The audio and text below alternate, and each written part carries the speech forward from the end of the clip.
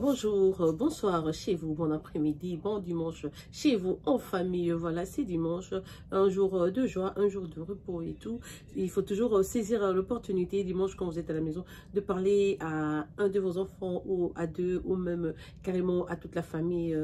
Déclencher la sonnette de conversation parce que le dialogue c'est vraiment un traitement dans beaucoup de conflits que nous traversons dans nos foyers, dans nos familles, donc même dans la société. Voilà, que mon Dieu vous bénisse. Mon nom c'est Immaculée Malou Malou, ma chaîne sur YouTube c'est Immaculée Light Access. Il a en sigle et elle est en anglais. Je suis africaine, j'habite les États-Unis, je suis aussi américaine, donc voilà. Si vous voulez savoir plus sur moi, vous pouvez toujours poser des questions là en bas et je vous répondrai. Je toujours dis que tout le monde est le bienvenu sur ma chaîne.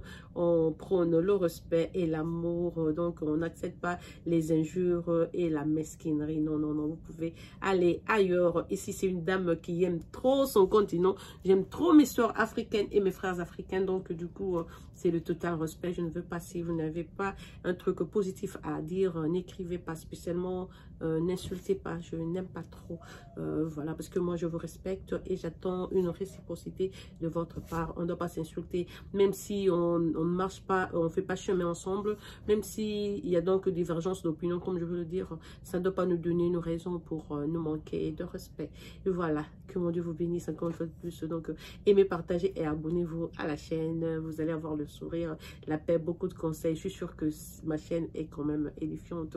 Voilà, aujourd'hui j'ai prévu de vous parler de ce qu'il faut, des quelques traits qu'il faut pour qu'un foyer persiste à tout et contre toute intempérie. Je veux dire, ça peut venir de gauche à droite, du nord, sud et tout, est, ouest.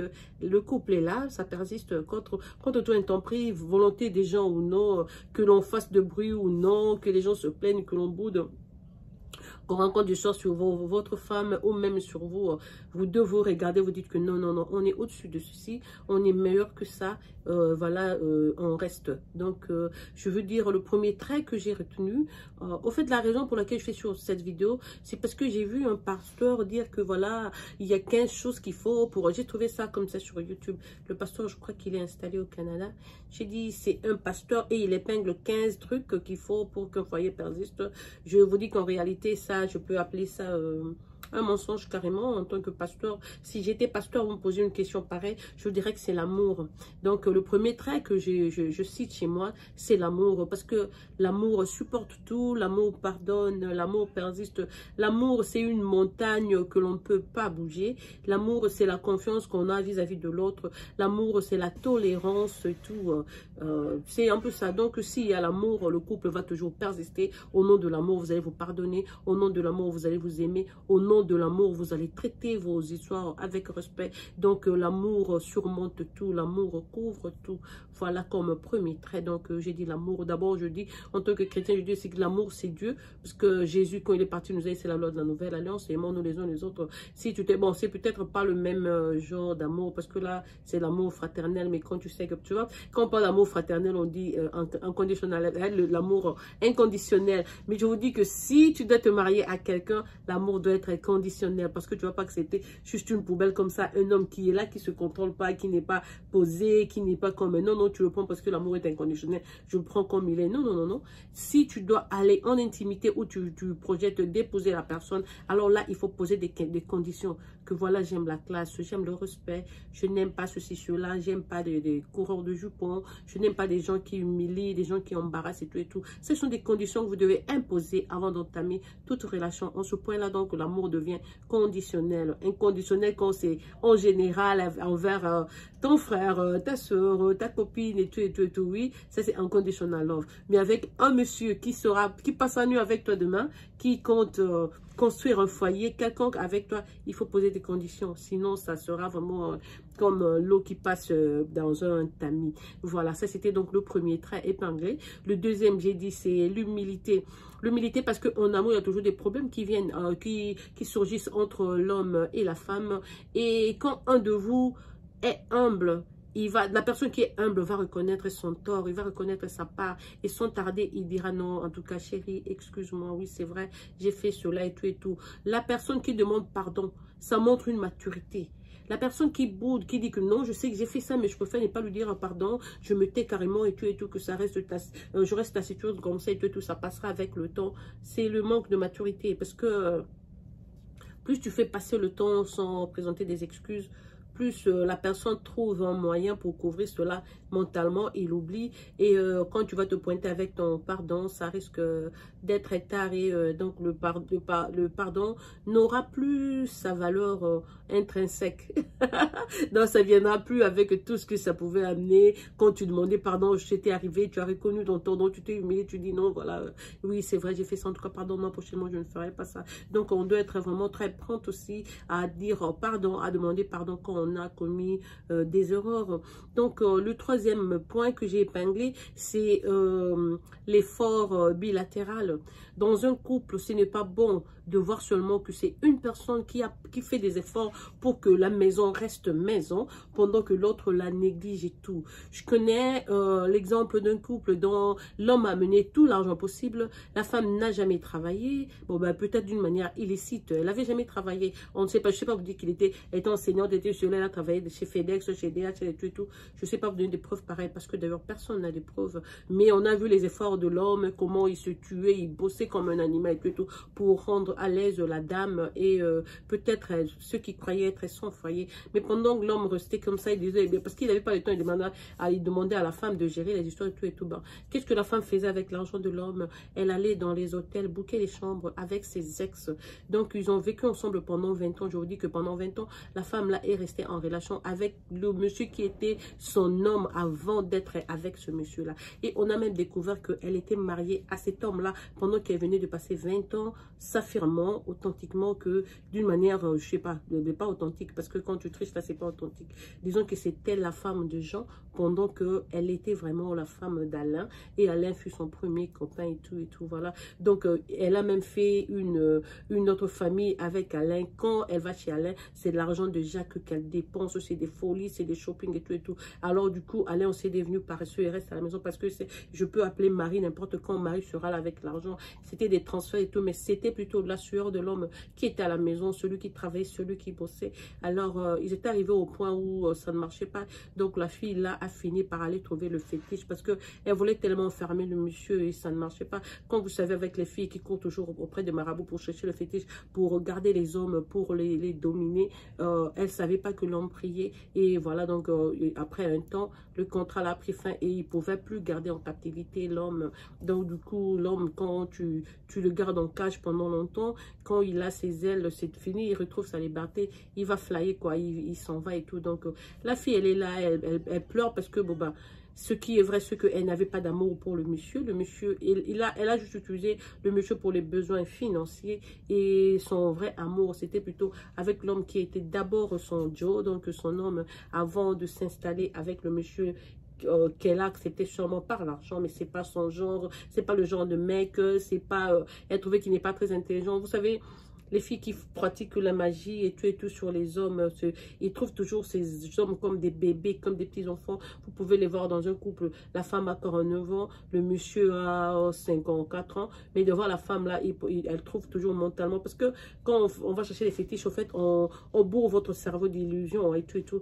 Donc, pour elle, devant la femme là, il prenait l'homme comme un garçon de 17 ans. Donc pour de bon, le monsieur avait, après autant d'années, il n'avait pas progressé mentalement. Il est resté donc dans cette cage là d'un garçon de 17 ans. Puis après, Dieu, c'est le Dieu de miracles. Voilà que après les années, donc quand ce contrat là, Dieu sûrement l'a coupé parce que le garçon persistait dans la prière. Ça, c'est ce que la fille ne savait pas. Donc finalement, le truc de domination qu'elle utilisait sur l'homme ne pouvait plus marcher. Et le garçon donc a retrouvé sa liberté. Il s'est taillé et voilà, la fille commence à vouloir même faire de blackmail, à faire chanter la nouvelle copine du monsieur, ce qui ne marche pas parce que ça n'a même pas d'espace, quoi. C'était son histoire, ça a expiré, ça c'est une autre histoire. Donc c'était juste entre parenthèses.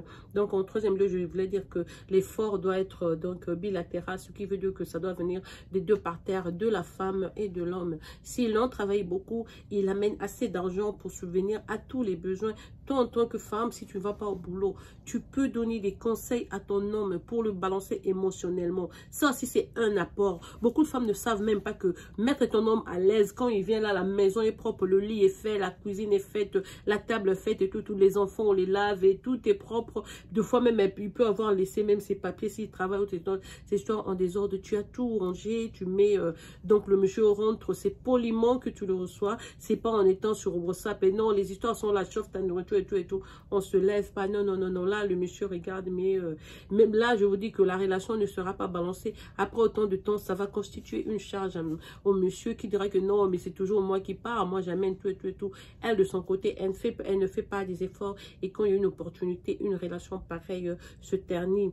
Beaucoup de femmes croient que non, parce que c'est l'homme, c'est toujours à l'homme de tout faire, l'homme doit tout amener, l'homme doit tout... Non, non, non, même toi dans ton côté, c'est comme je venais de le dire, tu dois balancer le monsieur émotionnellement, dans sa tête, tu dois être là comme support, tu dois être là à converser avec lui. Quand le monsieur mange, il veut de l'attention, toi en ce moment-là, tu es sur WhatsApp, tu es avec ta maman, tu es avec tes amis, tu es en train de faire un autre plan pour dire comment le garder encore sous contrôle et tout et tout. Maman, regarde ici, ça marche pas, non, non, non, non. Là, en ce moment-là, le monsieur finira par découvrir que non, c'était une manipulation totale. Tu étais absente, je n'étais pas là. Je te dis qu'un jour, tu n'auras pas cet homme-là. Il aura des ailes et il va s'envoler très, très, très loin. Là où tu ne pourras plus jamais le rattraper. Tu vas beau essayer, je te dis que toutes les portes seront donc fermées.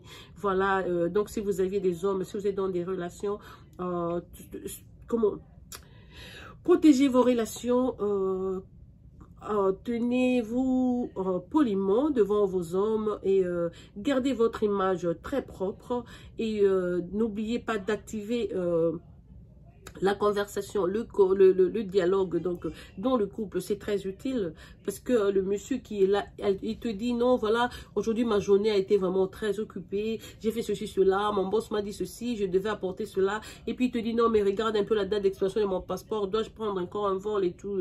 Toi, tu es là, tu dis non, fais ça toi-même. Moi aussi, je suis fatiguée. Tu es fatiguée à faire quoi?